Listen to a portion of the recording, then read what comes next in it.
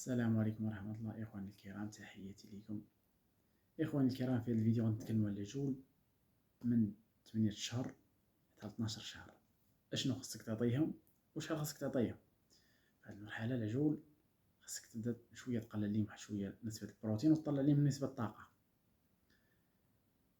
على أين غنشرح لكم كيفاش. دابا العجل في هذه المرحلة خاصو واحد الخلطة اللي هي متوازنة، فيها شوية بروتينات، الطاقة، الياف، أملاح.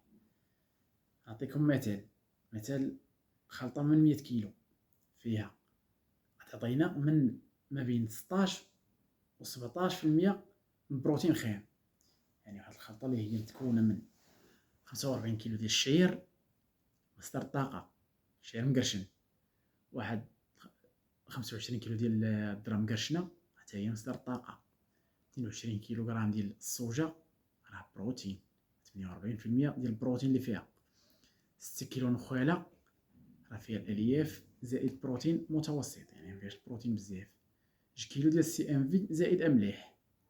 هاد الكميه تخلطها وكتعطي منها العجل لواحد القدر ما بين 5 كيلو حتى 6 كيلو في النهار، ما بين صباح وعشيه، زائد فصه وتبن، ما بين الفصه وتبن واحد 2 كيلو بحال ما هكاك.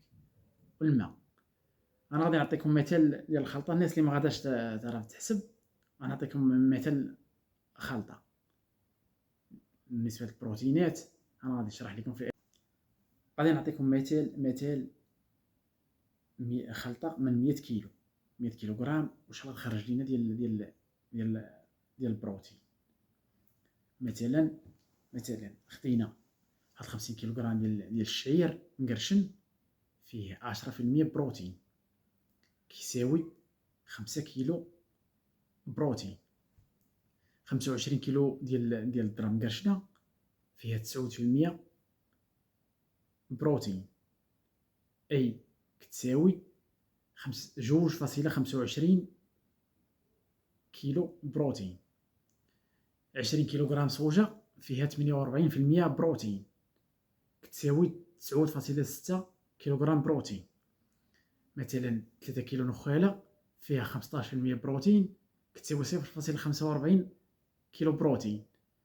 2 كيلو سي ام في، هادو ممحسوبينش بزاف نسبة البروتين. هاد المجموع هذا كيعطينا 17.3 كيلو بروتين خام في 100 كيلو. يعني 100 كيلو خدنا 100 كيلو خرجت لنا 17% المكونات. يعني الناس اللي كتخلط بالكثره راه غيضرب هذا الحساب ويشوف بغا يخلط هو مثلا 400 كيلو ولا 500 كيلو ولا 600، المهم كيمشي بالقدر. يعني يقدر مثلا بغا يدير جقناطر غادي يمشي مثلا ب 100 كيلو شعير، 50 كيلو ذرة كذا، او يمشي الى اخره. المهم كما قلنا هذا المجموع خرج لنا 17.3 كيلوغرام بروتين خام في هاد 100 كيلو. مثلا الى عطينا منه 5 كيلو العجل، عطينا منه 5 كيلو في العجل، غضرب 5 في 17 في 3 شحال كتساوي؟ 0.865 كيلو غرام بروتين خام.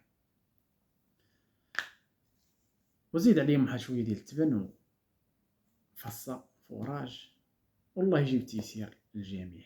تحياتي لكم.